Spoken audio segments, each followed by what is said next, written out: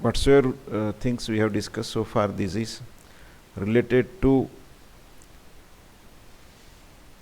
the antihypertensive agents. And in antihypertensive agents, we have seen various kind of antihypertensive agents. Now, as I told you, in therapeutics you will be able to go for more details where they should be used. But at the same time, they can be asked in pharmacology also.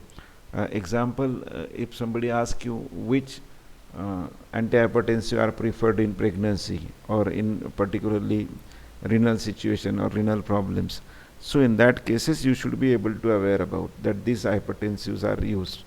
Okay, so that means whenever you are going for, whenever you are studying, you should have that all details available with you. Now this is good slide which I have found, and in that we shall able to understand very good. Heart is one, and therefore beta 1 they are acting on heart. Beta 2 blockers, they can have effect on lungs because lungs are 2. Directly they are not acting on lung. Let us see one by one how the classification is. So beta blockers are classified by various ways. They are on the basis of selectivity. We have done it earlier also, that on the basis of how much, whether they are selective on beta 1, beta 2, beta 3 like that, or non-selective, means acting on all three or at least two of these. So we have got selective, non-selective is one. Then second type is there, how they are acting, what other activities they are possessing. So first one is selective one. Example are many: acebutol, atenolol, bisoprolol, taxolol, celiprolol, esmolol, metoprolol. Now if you remember, I had told you these all are lols are there. It is very easy to remember. Only thing is, what you have to do is you have to make the table and how they are, what is their pharmacokinetic and dynamic, selective, non-selective, and additional effect, and what are the pharmacokinetic changes. Non-selective beta antagonist, they are many, because propranolol is the prototype. It was the first one. Oxprenolol, pindolol, sotalol, timolol. Timolol, if you remember, we have seen in ophthalmic only. It is useful only in ophthalmic because otherwise its pharmacokinetic and dynamic profile, they are not making it suitable for systemic or other activity. Okay, so this is very important. Then next is the mixed type of agent like carvedilol, labetalol. They are acting on alpha as well as beta receptor. Now whenever it is there, immediately you should able to chalk down the pharmacology of this. Why? Because if it is selectively beta 1, then what will be the action? If selectively non-selective beta 1 and beta 2, what can be the action? And if it is mixed alpha beta, then what can be action? Because you have studied ANS in detail, you know about what is antagonist, and in that cases we have studied also that if some drug is blocking one kind of receptor, therefore it is making more agonist available for other receptors. Okay, so these are all concepts you have to apply, and you have to make it very very clear, conceptualize, draw a map line or a drawing or plan for your studies. If you make it, then it will become very easy, because I told you everywhere there are so many drugs. Now if you remember, we started with antihypertensive. In antihypertensive we have seen around 10 or more classes. If these 10 or more classes are there in each class, if example beta blocker we are seeing, how many drugs you are able to see? Around 10-15 drugs are there. Now almost this much number of drugs are there, then how you will remember? For that, making table, making chart will be the best solution for that. Okay, try to understand on the basis of text, make the notes near the table, make the bigger table and make the notes, so that you will be able to, because the examiner has taught you everything, or the examiner is known that when it is a beta adrenoreceptor blockers, or may it be alpha blockers or antihypertensive, that means you have studied each and every drug which is mentioned in the book, and therefore, and it is not possible whosoever is teaching you to complete, to go for discussion on each and every drug. So what teachers usually do is, or what is the best for teacher is, he will go for all the basic things, and what you have to do is, wherever there is a deviation from the basic thing, suppose we'll see that whenever the drugs are there, example, it is called as a propranolol is a prototype. So if the propranolol is a prototype, that means the mechanism of action and the details are given with the propranolol. But wherever there are deviations are there, that deviations you have to note down and you have to incorporate in others. So whatsoever common for all, that is common, and that can be applicable for acebutol, atenolol, bisoprolol, etc.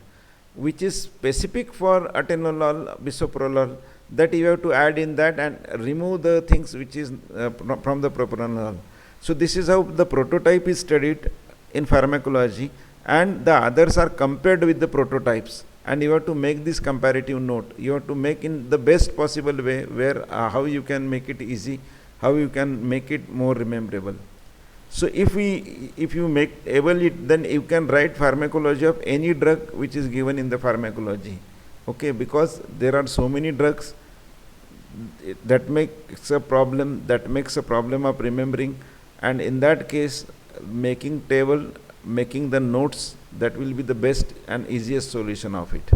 So let us go for classification. We have seen selective, non-selective, and mixed type of which are acting on alpha beta. One more type of classification we have got, again particularly which are acting on beta blocker, on like beta 1, beta 2 only, and then those which are selectively beta 1, it is one classification. Second one, carvedilol, labetalol, we have already seen, they are mixed one, alpha beta blocker. Another kind of classification is there, that is according to presence of additional activity. So the additional activity, we call it as a partial agonistic activity, or we call it as a intrinsic sympathomimetic activity. That means these are actually beta blocker. So when they are acting on beta receptor, particularly beta 1 receptor, when we say, if they are acting on beta 1 receptor, so what is our expectation? They will act, what they will do is, they will causing the obstruction, or they will not allow the agonist to bind with the receptor. Because of that, the agonist is normally binding. Because of the binding, it causes increase in heart rate and increasing force of contraction. You should be again very clear about that. Whenever it is there, I immediately say, when agonist bind with beta 1 receptor, that causes the increase in heart rate, increase in force of contraction, because it is very, very clear. It is, it is almost fixed with me that yes, this is the case. Now, next thing, we know this is the agonist activity, that whenever it is bind, it causes increase in heart rate, increase in force of contraction, and it is agonist is secreted, always been present, and because of that, there is heart rate and force of contraction is going on. Suppose we block this beta 1 receptor with antagonist, we know antagonist will not allow, and these all are reversible antagonists, we have seen in general pharmacology. So this reversible antagonist, what it will do, this will not allow agonist to bind, and therefore whatsoever increase in heart rate and whatsoever increase in force of contraction it was causing, which is actually because of that, it is reaching to the normal heart rate or whatsoever heart rate and force of contraction. Now because of this blocking, because of this, it will cause decrease in heart rate than the previous one, and decrease in the force of contraction, because this antagonist will not able. Now we have got a drug which is having intrinsic sympathomimetic activity, or it has got partial agonistic activity. In some book you will find that classified as partial agonist or intrinsic sympathomimetic activity. That means you know about partial agonist. We have seen the example that there is a car, if the driver is there, the normal driver is there, normal driver is able to go for the speed of 100 kilometer per hour. This partial will able to go only for 50 or less than 50, then we'll call it as a partial one, because it is not reaching or it is not causing the speed which is there. So that means they are having affinity also, but the intrinsic activity is very less, and because of that they are acting or they are having lesser uh, agonistic activity, and therefore we can say that these are having mixed action, because the agonist, if could have been sit in the car, if the normal driver there, it would have made more activity, but if this partial is there, it will make lesser activity, but still it has got intrinsic activity. It is not completely binding, so we'll call it as a partial agonist. So example of these are agents like atenolol, bisoprolol, metoprolol, propranolol, sotalol, timolol, carvedilol. They don't have any kind of intrinsic stimulate this sympathomimetic activity, or they don't have any partial agonistic activity. They are pure antagonist. Okay, there is no other activity they are having, while the drugs which are having intrinsic sympathomimetic activity, example of these are acebutol, pindolol, oxprenolol, celiprolol. Now what will happen because of that? The earlier drug, they will cause the blockade of beta 1, and because of this beta 1 blockade, they will decrease the heart rate, they will decrease the force of contraction, and in some cases it can be dangerous one. Example, if it is a heart failure condition, then in that cases if it is given, then it can further cause problem in the heart working. But if this is having partial agonistic activity, it will slow down that, it will reduce it but not completely block, and in that cases this is they can proven as a beneficial one. Okay, so because this ability can make them useful in certain conditions. So this is how activity, that is intrinsic sympathomimetic activity. Then some of the drugs are having membrane stabilizing effect. Membrane stabilizing effect, you can search it. It is, if you go for skeletal muscle or muscular activity, in that it is called as a membrane stabilizing effect. What is membrane stabilizing is, and we know that cell membrane is acting as a barrier between extracellular and intracellular. Because of acting as a barrier between extracellular and intracellular, this barrier is responsible for potential gradient. There is a electrochemical potential is there.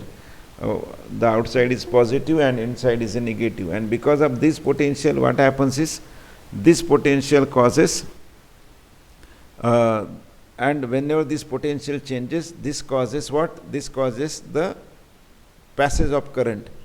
Okay, now if the membrane is stabilized, they will not allow the ions to pass easily. So particularly sodium channels which are there, we have seen earlier in various type of receptor, in that sodium channels we have seen. So these sodium channels, they will be not as active, or they will be their action will be decreased. Because of that, these voltage gated sodium channels, they will be less opening. Because of that, less sodium will go in. Because of that, less threshold potential will be there, and because of that, less conduction will be there.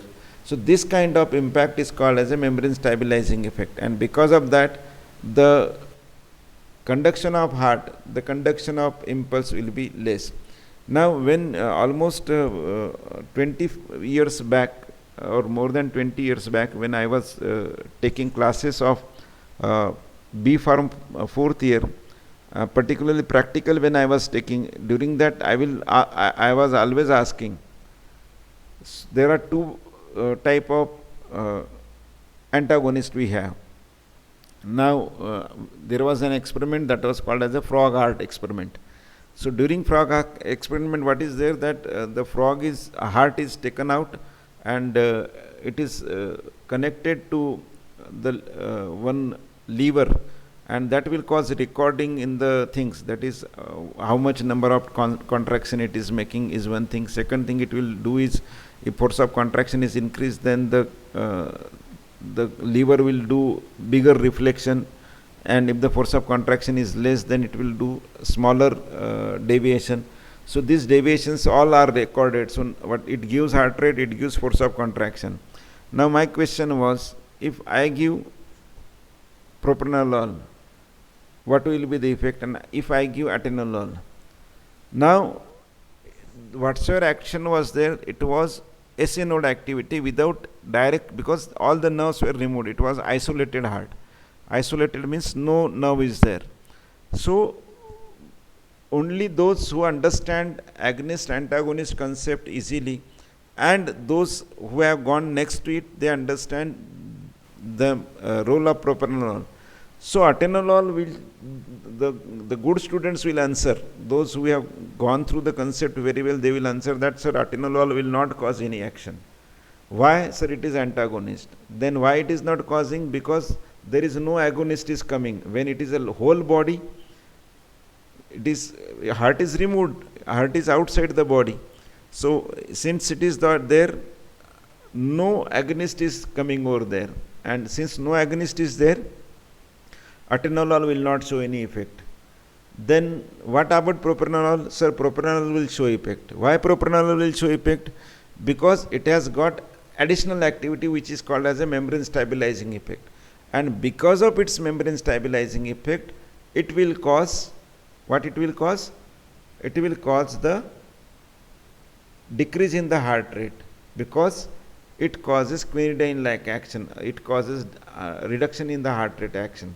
So this is how concept is very important. Suppose I'll ask what will be the effect of pindolol.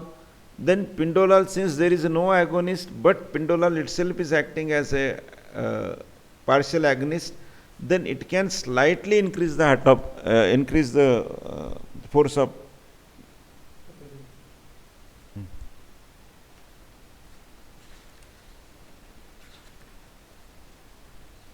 Okay, so this is how we understand, this is how we have to go for this. This concept is clear with you. I am repeating again and again, concept clearance is very important. So this was always my question, that how the drug will act. So this is an isolated heart, I repeat, but if it is a normal heart, in that cases, yes, atenolol will reduce more heart rate comparatively pindolol, because atenolol is pure blocker, pindolol and propranolol will do still more because it has got additional effect. Okay, because propranolol causes sodium channel blockade to what we call as a membrane stabilizing effect. Because of that membrane stabilizing effect, propranolol will cause much reduction in the heart rate as compared to atenolol. But why propranolol is not used? Because it is acting on alpha, beta, it is acting on beta 1, beta 2 and beta 3, and because of that, which is not warranted, which is not expected, and it can cause adverse effect, and its the benefits will not be seen. So this is how they are there. One more classification we have got with the beta adrenergic receptor blocker is a pharmacokinetic classification on the basis of their lipid solubility. So we have got some of the agents which are highly lipophilic and other type of agents which are more hydrophilic. Okay. So what happens because of that? We know lipophilic means which are having high lipid solubility, hydrophilic means high water solubility, and because of that their pharmacokinetic will be changing. So what are the impact? Now oral absorption in lipophilic it will be complete, because more passive absorption will be taking place. In hydrophilic it will be irregular. Okay. Liver metabolism will be more, because more is the absorption and more it is going, the liver metabolism will be there. Because what happens with the lipophilic, more is the drug lipophilic, more of the chances of its liver metabolism. Because if you remember during this liver metabolism or the metabolism topic during pharmacokinetics, it is also called as a biotransformation. We have seen very important thing is, usually most of the time in majority of drug, those which are lipid soluble, they are converted into their water soluble format. So if the drug is already water soluble, then the chances of their metabolism, it is not 100%, but the chances of the hydrophilic drug metabolism chances are comparatively less, because it is already been there as a hydrophilic and it can easily be excreted in urine, while lipophilic drugs are converted into their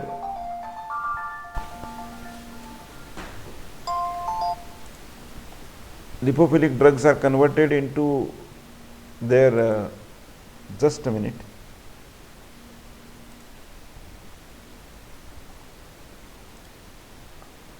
हाँ बोल.